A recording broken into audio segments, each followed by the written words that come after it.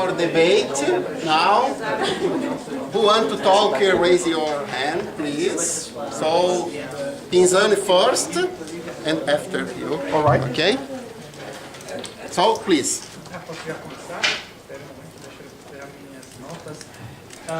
Okay, I will make my question in English because it was everything in English. I have actually a question for all of you. Let's see. I will try to be short. Adriano, it seems to me I enjoyed your paper very much. I enjoyed your paper of all of you very much. It seems to me that according to your paper, your position, at the end of the day, we don't need the mens rea. I mean, everything that is left, which is really important, is the actus reus. Once I have a fact, which is against, which is a violation of the law, then I have the punishment. It doesn't matter whether the defendant or the person who acted had an undetermined mind or a free mind or a rational mind at all, because according to you, responsibility is about being an agent who is the cause of an act. So what matters is I provoked an action which is the violation of the law. So if you take out the intention, then you don't need the mens rea. Is that correct? Why? Because if you want to say the mens rea, then it isn't enough to say that an agent is the cause of an act.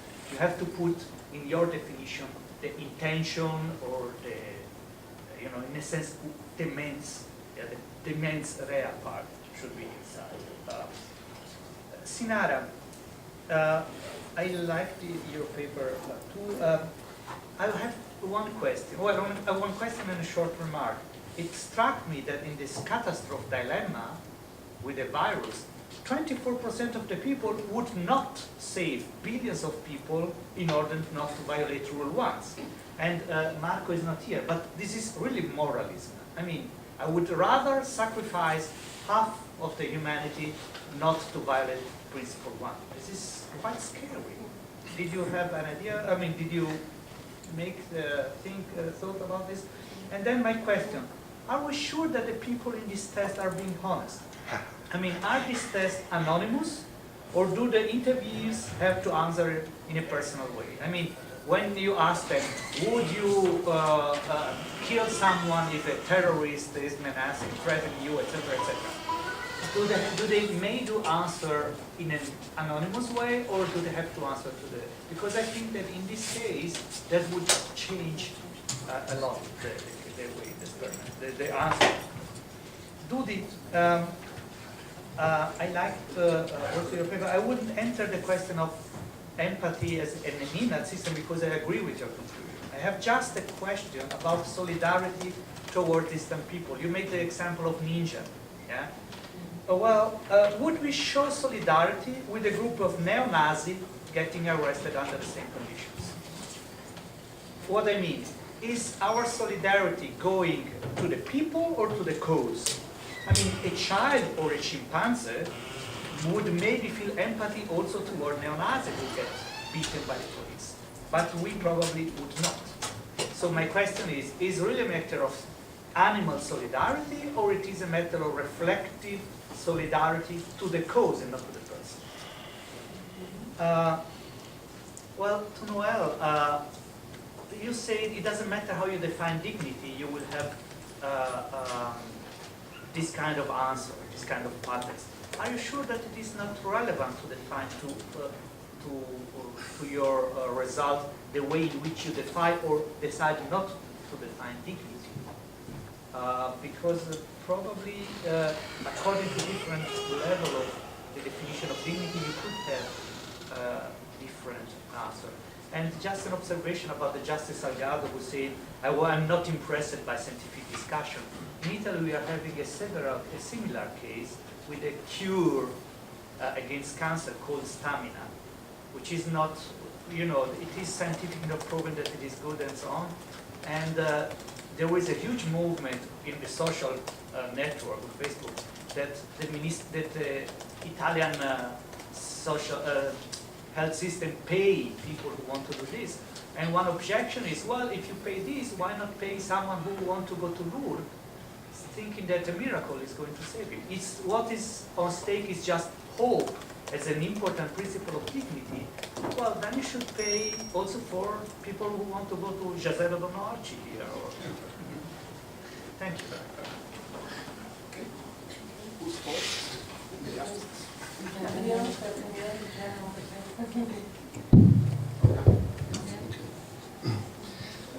Thank you for your question, Pinzani. And I take the opportunity to thank to Nitama, who gave me the opportunity to present this paper here. Although I'm not part of the working group on justice, and my work is not directly connected with justice, but it was a great opportunity to present to an audience who could exactly meet such questions as you did. Okay, so my answer is no. And if you remember in this slide, I said it's about to be an agent, and there was an asterisk there, and pointing to a definition of an agent. My point was to a monist view on the agent, so the animalism part. So what is the agent? Is an acting, body-minded individual.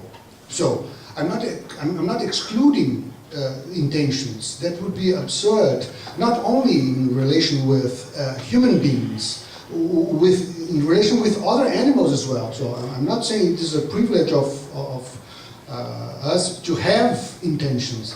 And it's obviously very, very important to know how to read your intentions. My point is, by doing this, I'm not creating in you something else than your body. But your intentions and the body, they are mixed. So I think we are starting to understand how those things are connected in terms of our brain. But this one part of the story, so the other part is how we connect the interactions we have with each other in terms of our brain as well. So not everything is only dependent on the brain and genetics and so, but also interaction. And for that, intentions are very, very important. But in saying that, I'm not allowing someone to say, well, there is something else in you besides your body, and this is what I'm looking, when I'm looking for a guilty person, a mens rea, to say that, no, we need that, and it's important task to know how to read that. But when we do that, for example, in the case of Phyllis Gage, we blame the person. Of course, I can explain that. I can explain lots of things about lots of persons. But if the person in case harms me, well, I have to do something against that. I lock him up in a hospital, psychiatric hospital, or in jail, or whatever, or I kill the person. But it's the person. So, or I try to change their impulse. So the main point is the connection between desires, beliefs, and actions are very important. Rationality is not necessary. So, but this is very important. And we try to, when we try to describe a person, what we are trying is to foresee what did this kind of person. How this kind of person will act in the future. To foresee this is absolutely important. And we do that by monist means.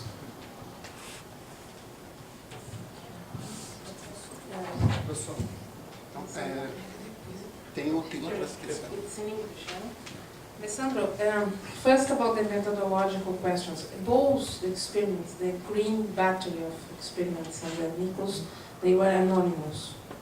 But they were, this is an important point actually, because they were all done with people from universities, what could in a certain sense bias the question. But I think that you point for an important problem in questions of methodology of these results, because I think that we would have to have two questions to ask. The first one would be, do you think that it is right, such and such? And the second one would be, would you do this, such and such? Because then I think that you would have the difference. To be completely answering now your second question, if it's scary or not, and that 26% of the people don't throw the person in the tracks. I don't know if it's scared or not. It's just the way that I think that people are. I think that maybe if you ask this question, would you think that's right or wrong, and then you ask the second one, would you throw away? Maybe the second one, less people would be willing to throw the person in the tracks, because I think that they don't see themselves doing this. I think that here you have the personal, the personal element that, you could say, oh yeah, it's right, but I would do this. I would throw away, kill someone. It's a different question, But what I try to show is that at the end of the day, we have this kind of a sequence of, of streams, and then people are inside this model. Some people are more utilitarian, some people are more deontological, and maybe it's this squaring, but I think that this is the way that, you morally judge. This is what I try to do. Much more a description of how do you judge than, a normative question about how, a prescriptive thing about how people should behave or not. That's the point. Pinzani, thank you for your question. In fact, I began my article talking about solidarity, and then after I just show some aspects or experiments related to empathy and sympathy. And in fact, it's a draft or work in progress. And about your question, I think that solidarity you can have, if I would answer that properly, I would say there is a kind of cold solidarity, like this that Prince mentioned, that animals cannot do. Like if I send a check to people that, I don't know, in North Pole or something, I don't have any proximity with these people, I don't feel really sympathy for them, but it's very intellectual. And there is another solidarity that I would say that it's a warm solidarity, when you really feel that you belong to a group. And then I think that when there is this group in the networks, in the social networks, about the ninja people, I think that's more like this warm solidarity.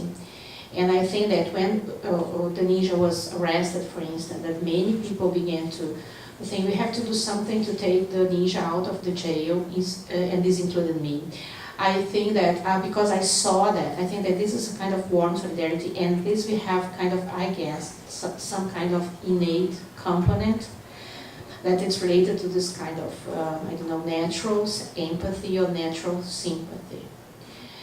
But regarding your question, if this will not happen with a group with whom with which I disagree, for instance, a neo-Nazi, for instance, of course, but I don't think that for chimpanzees they will feel the sympathy which any group of chimpanzees. I think that they have their own groups.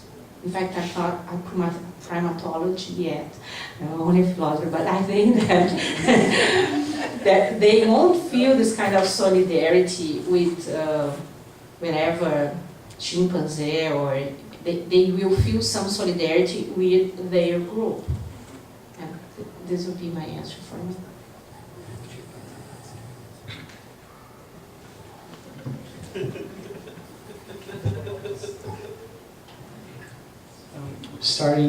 Thank you for the question. Starting with the commentary first, I certainly think it would be interesting to see how hope plays as a component of the concept of human dignity. I don't have any idea about this, but I think it would be a project worth investigating.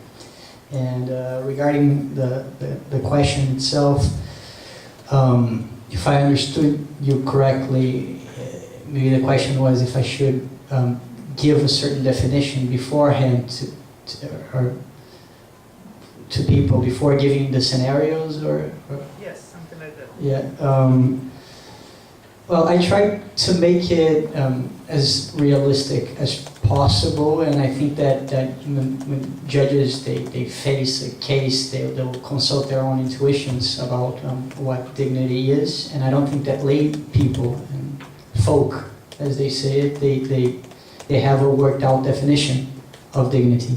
And even in cases where the folk think that they have a worked out definition of dignity, they either think this in the abstract, and then they have this worked out definition in the abstract, and then if you ask them in a certain case, they will have a different definition that they will provide for you. I mean, at least it can happen, right? And so that's my suggestion. I think that the concept of dignity is always subject to these situational factors, especially for people who do not have this worked out definition of the concept of dignity.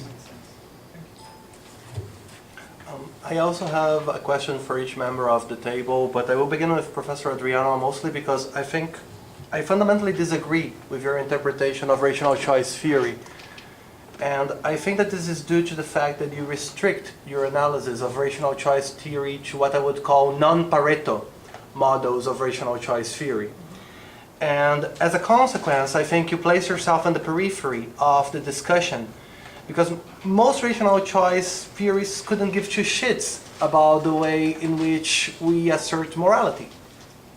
I mean, they just care about the transitivity of the modes of assertion.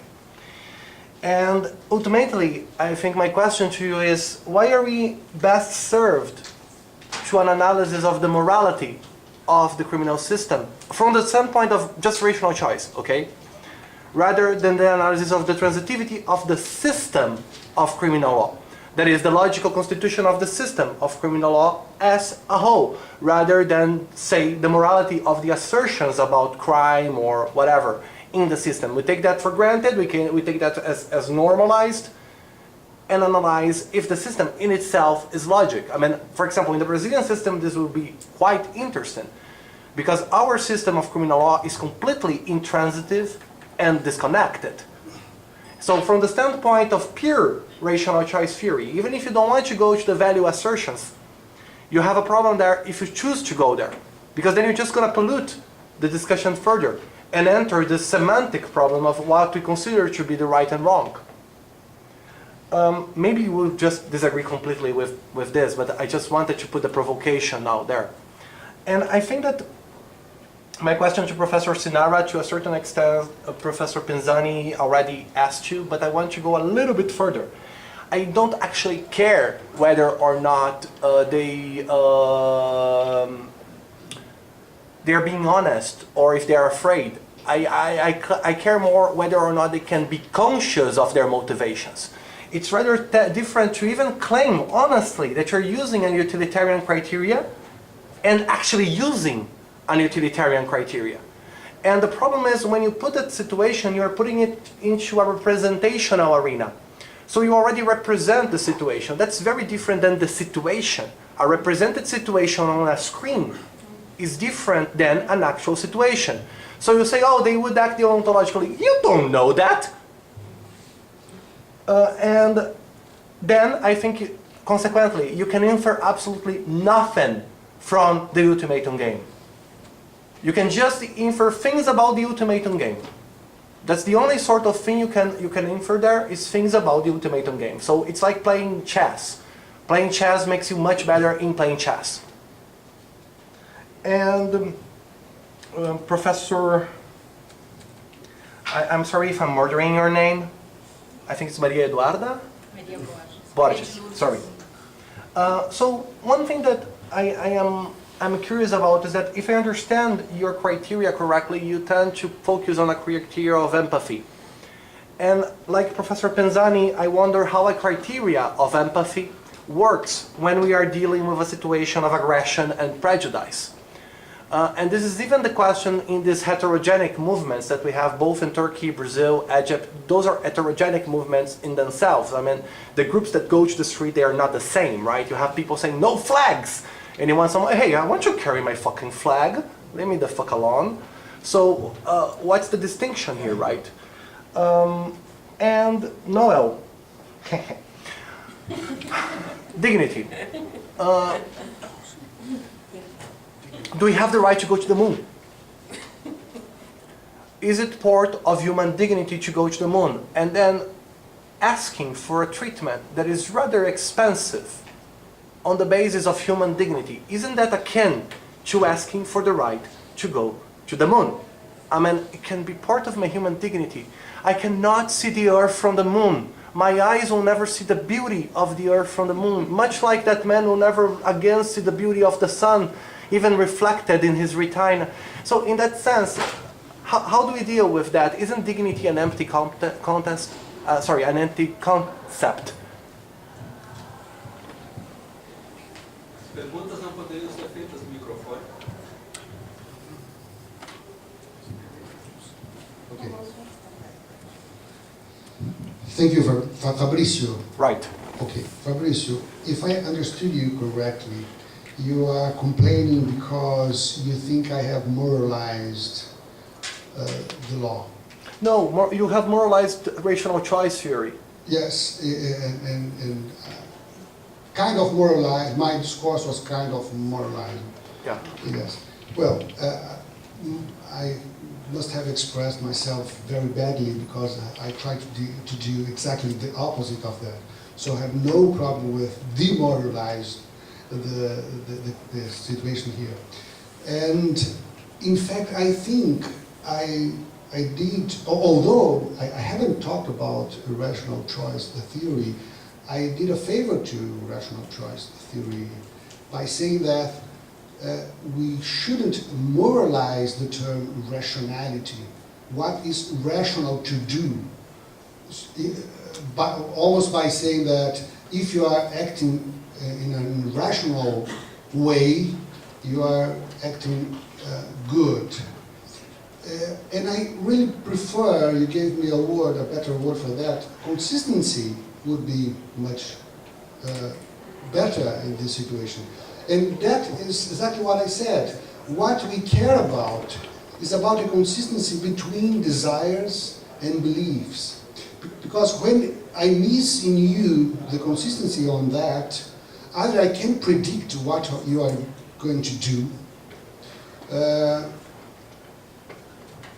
well, in fact, only this possibility, I can't predict what you are going to do, and this is very dangerous for me. So consistency, I'm not caring about what should be called rationality in this big concept, but the consistency between what you desire and what you believe.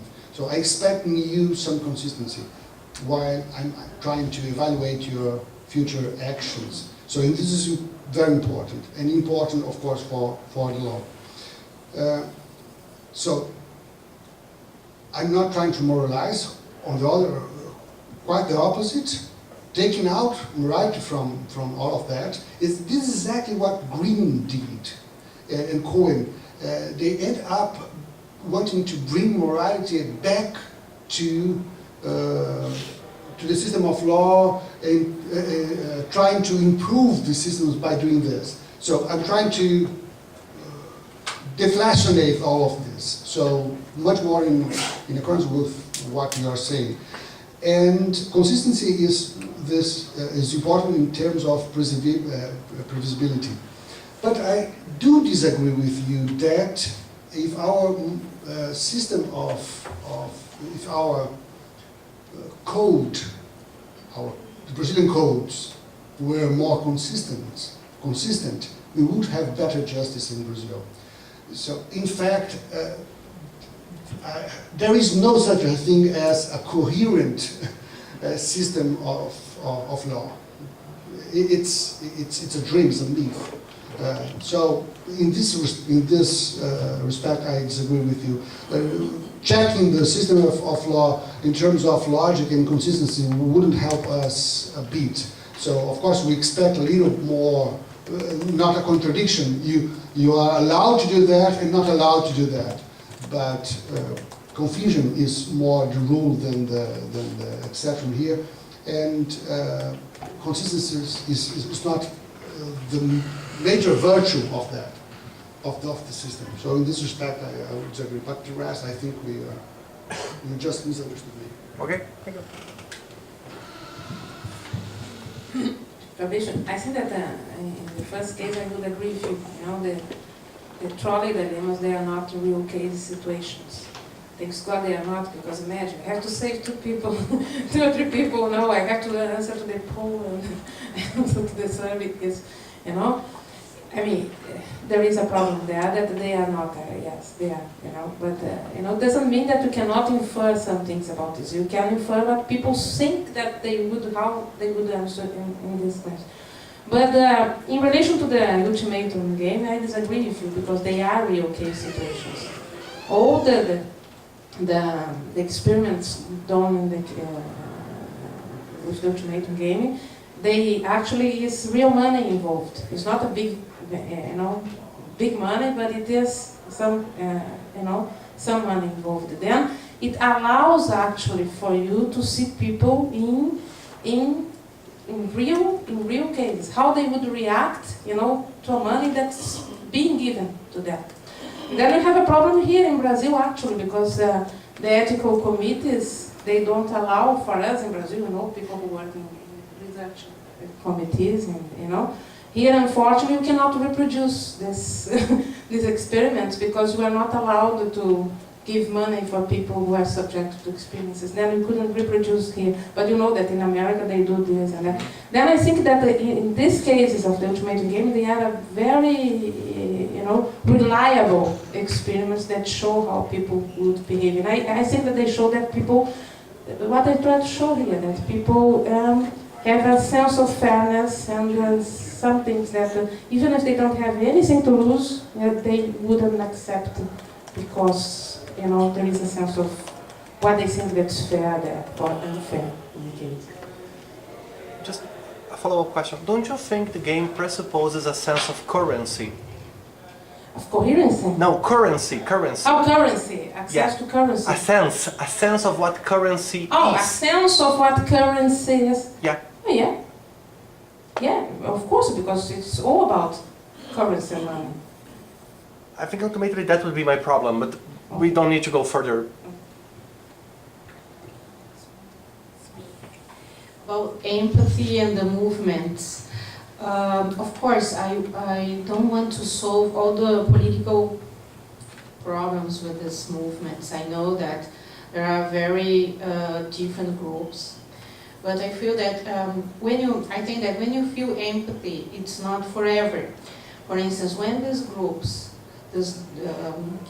they have all this difference, but if they feel that they belong to a bigger group, if they are identified with the same you know, fights, and I think that they feel sympathy for the other person, and we can have sympathy from one movement like Brazilian movement to Turkey, just because people feel that they belong to the same group of young people that are fighting against governments or the political parliament or the political system or whatever. And then I think that in this moment people feel this empathy, but it does not last forever. Once you begin to think that your differences are bigger than the thing you really share with other group, then you don't have this empathy anymore. For instance, people that are feel empathy for the ninjas, for instance, if they begin to think that the ninjas are not good, then they won't feel this empathy anymore. I think that, of course, we are not really apes or chimpanzees, so we have some no, we have some ideas of something that's wrong, or that you agree with someone, or that you share with someone. But I think that this empathy, it's the natural part of that. But of course, we only have this if you have this idea that you belong to the same group. For instance, if you share the same ideas, even if you have some difference, but when the differences are bigger than what you share with someone, then I think that empathy will disappear. Okay.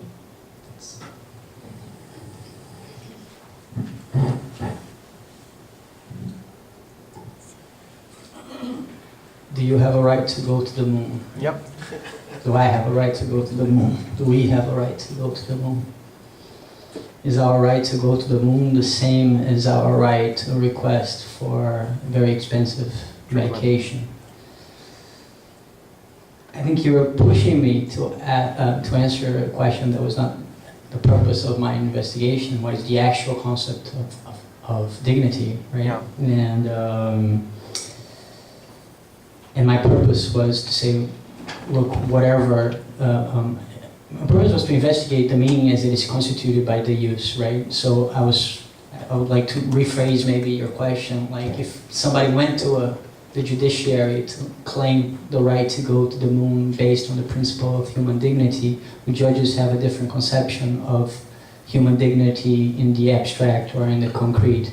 I'm not really interested in if it's actually the case that there is a concept of dignity, but whether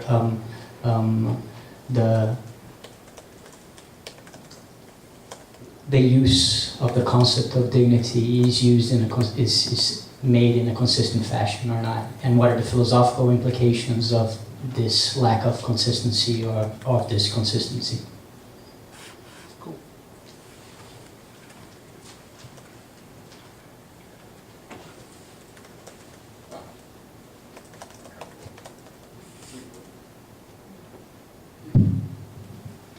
Professor Adriano, o senhor começa a sua fala nos mostrando a questão da ação humana, se não me falha a memória, fazendo um comparativo com a common law, não é? E cita o Código Penal brasileiro. E o senhor citou uma coisa ali que se chama anterioridade da lei, ou seja, nulo crime, nula pena, sine lege. Até aí, tudo normal.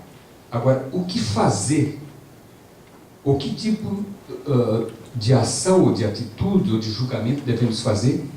Uma pessoa que é ribeirinho, mora lá no interior do Amazonas, foi o que aconteceu há 4, 5 anos atrás, a Globo nos mostrou, um senhor que vai e tira a casca de uma árvore, um pedaço de uma casca, ele fazia chá para sua mãe, que dizia que estava com câncer, que ele estava curando, sei lá, não é? Um homem analfabeto, que não conhecia, não sabia quem era o presidente do Brasil, quem era o Lula, quem era o Pelé, por aí vai. Esse homem é julgado e o juiz o condena a 1 ano de prisão. Por outro lado, os madeireiros conscientes, homens poderosos, sabem o que estão fazendo, o tipo de ação, e o Estado continua omisso e não faz nada. Esse é o Estado brasileiro. O que fazer? Como julgar? Será que é o mesmo tipo de justiça? Será que é o mesmo tipo de ação? Aquele ribeirinho, aquele senhor, ou aqueles senhores que estão devastando a Amazônia? E os grandes grupos fingem que não veem? Só não vê quem não quer. Isso sem contar com os índios que estão sendo dizimados. E por aí vai. E eu gostaria de saber a sua opinião sobre esses 2 casos, comparando com a sua fala inicial.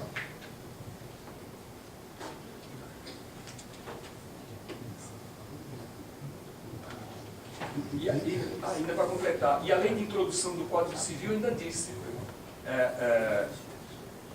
a ninguém é escusado dizer que não conhece a lei. Ora, para que eu conheça a lei, eu tenho que dar condições ao cidadão. Todos são iguais perante a lei. Aonde?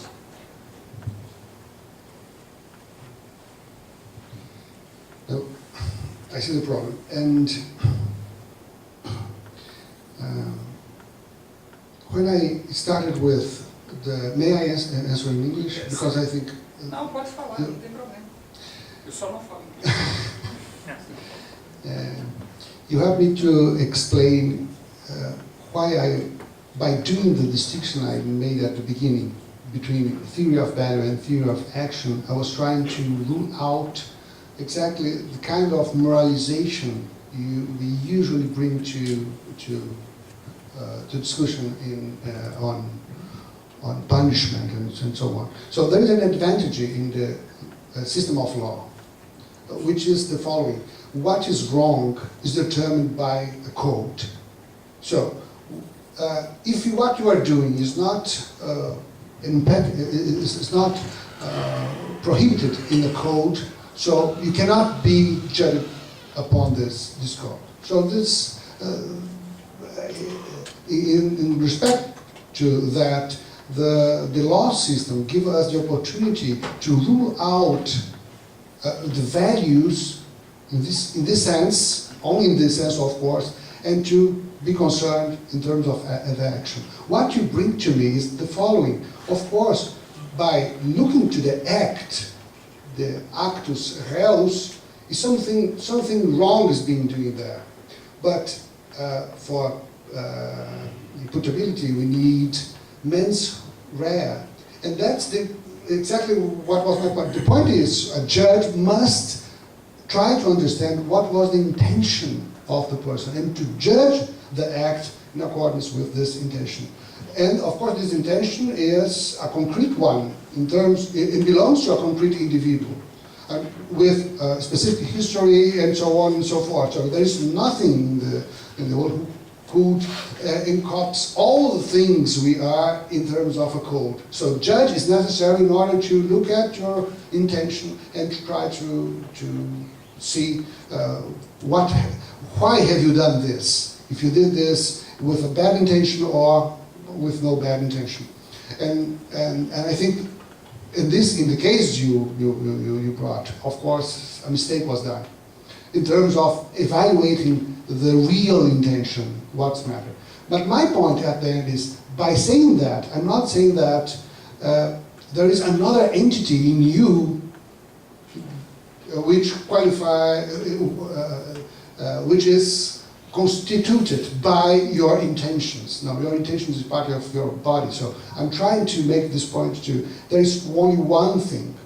And by doing when I'm trying to stop you to doing something, I'm trying to stop your body, but also I'm trying to change your intentions because I'm trying to stop you to doing this for the rest of your life or for the foreseeing future, you see? I'm not trying to stop you to do it right now. So when I judge and say you are doing something bad now and I want to put you in jail because I believe you are doing this. So, and I cannot judge this only by looking at your actual action. I do this by evaluating your intentions. So that's why intention is so important for us humans and for other animals as well. This is the point. So intention is constitutive to what we do. We have, in certain sense, to learn to read minds in terms to interact socially.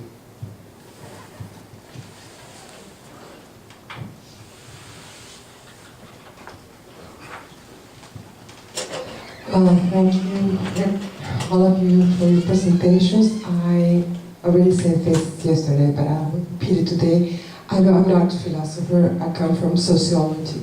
But I'm going to make my questions because I work and I do research on social morality. So I'm doing sociological research on morality. I'm studying the relationship from individuals to norms. And so from this point of departure, I would just like to make some comments. To your presentation, it seems a little bit difficult for me to think that you can really say when something is deontological, when something is utilitarian. I'll just give you two examples or two arguments. On the one hand, if you think, for example, people that would kill somebody, and you say, okay, he doesn't kill somebody, I wouldn't do that because I'm going to kill somebody, because he is attending this rule number one. But maybe he's just doing that because he thinks he would feel too guilty to do that afterwards, and so it's utilitarian, because he's not going to do that because he will feel so guilty he would not be able to go further in life. This is the one thing.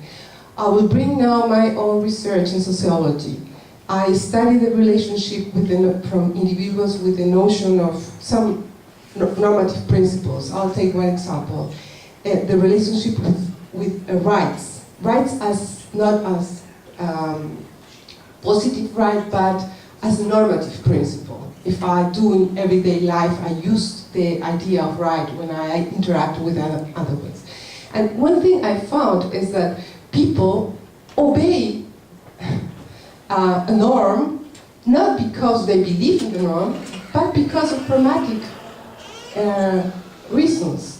And that is, for example, really extended in working class. Working class people have such experiences that they don't really believe that rights are a legitimate normative principle normally in society. But they have to do that because they think that that gives them more chance, you have to respect some rights or act as if they would believe in some rights, specific rights, because that would give them the opportunity to be more integrated in society, or I don't know. Well, I won't go into it. So I would just like you to react to this one thing. The second thing is that this is a sociological commentary, I'm sorry, but not only for you, but I didn't really get why you go at the end, Maria, at the end of your presentation and say, well, at the end of the day, we have to go back to Kant and abstract normative principles. I didn't get how they get there, because, well, it's maybe, again, sociological commentary, but I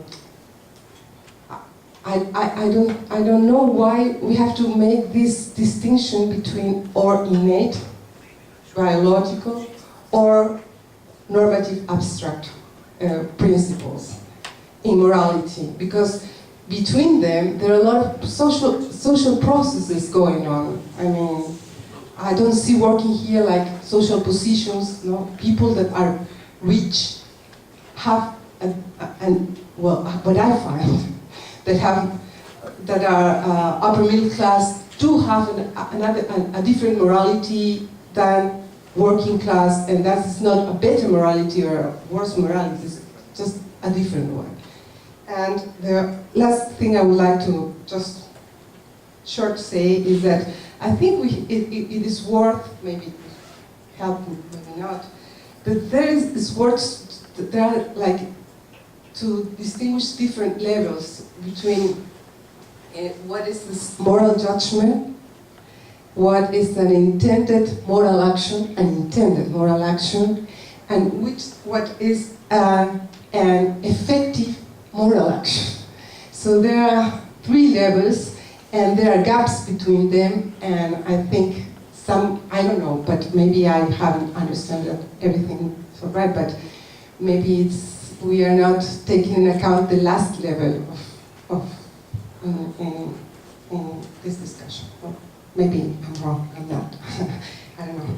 Thank you. I'm going to say, I think that you raised a very important question, actually. What you say, if I understood, I'm pretty sure that I did, is that sometimes people behave deontologically, but for motivations that are not deontological, And yeah, you are raising the question of motivations, and you're right. But this doesn't say anything against the model, because the model is not about motivations, it's about actions. Do you understand? What you're saying is that, well, probably people respect the principle that you should not kill, but not for Kantian reasons, not because they reason and they say, oh, should I think that everybody, should in these circumstances act morally? They don't reason based on the categorical imperative or even in the golden rule or whatever, And okay, I accept this. I'm not talking about the motivations. I'm talking about the actions. You understand? Then, even if the motivation is not deontological, the prohibition is deontological. You understand?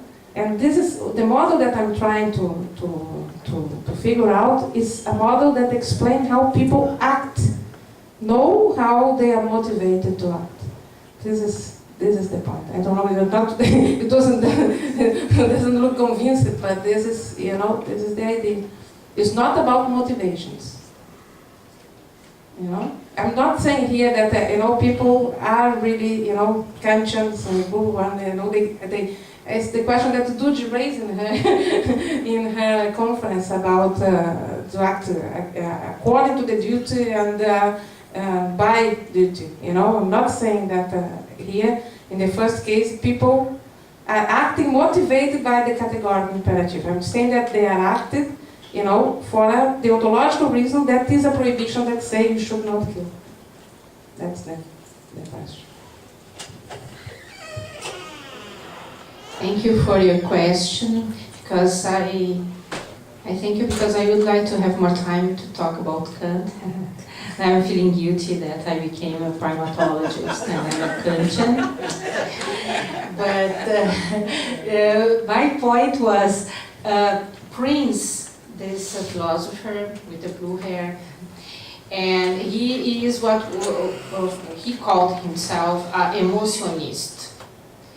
And it means that for him and for many other philosophers that we can call sentimentalists, emotions are essential to morality.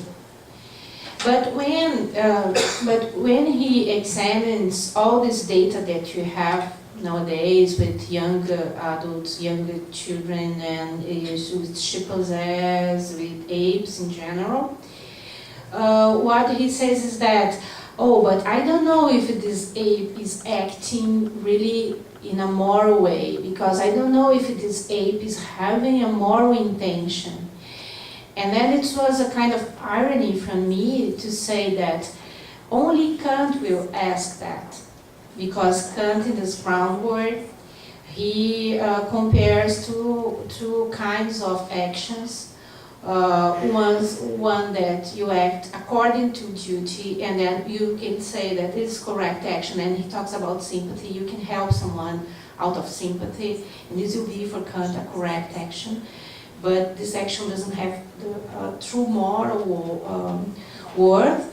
And the other action will be, okay, I act by duty. It means that I don't have any sympathy for that person, but I help this person because I am acting out of duty, out of this idea of what is the right thing to do. But even Kant says that it's very difficult to know if the person has this kind of pure moral intention, but the pure moral value is to act out of duty.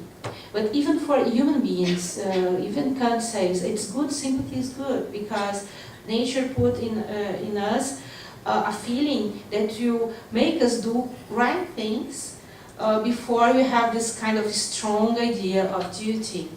And then it was kind of irony at the end when I mentioned Kant. It was called to criticize Prince, because to ask that, this kind of pure moral motive, it's kind of Kantian stuff, not from a sentimentalistic person or a emotivist philosopher like Prince. Because we don't know it, even with persons, we don't know if the person really acted based on duty or not. How can you ask this from apes or from young children? What we have to know is that people behave in a helping manner, or apes help people, young children help people, or they have reciprocal behavior, and that's what all that matters. That's why I quote Kant. But I think that Kant you agree that we have this kind of natural sympathy. For him, it's not a problem, and he thinks that it's even good, because very few people, if there are some people that could really act on because of this idea of duty, but the other people will act according to motivated by sympathy. And then it's good that you have sympathy. No, I would like to First. yeah, and to comment on that. He wants I would to like to comment on comment that. on Monkey and Kant. Because I think it gives us the opportunity to state differences.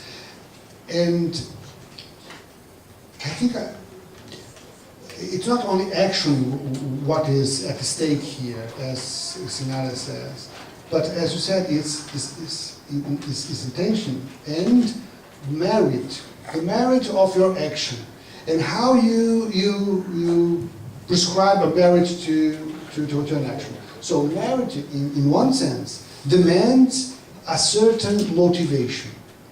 And the question is, the question to Kant is that, do we need that kind of motivation? You are telling us that is the motivation for a good action in order to go along and to make our lives and to understand what human morality is.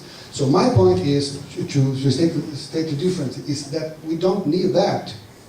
So if we had a person completely devoted to the categorical imperative, a kind of Spock, I wouldn't trust this person.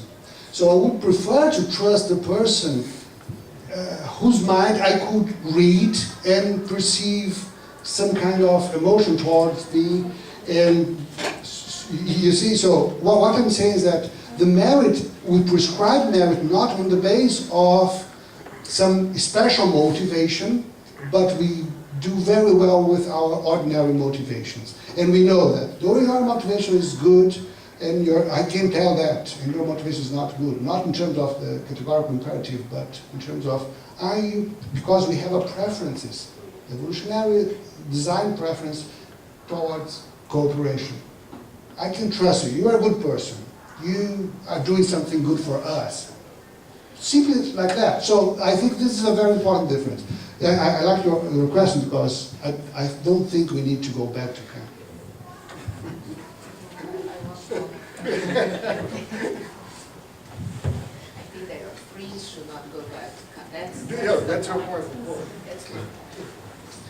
Thank you for all the papers. They were really illuminating. I've got a question for Sinara Nara. I will follow some argumentation which was presented a moment ago.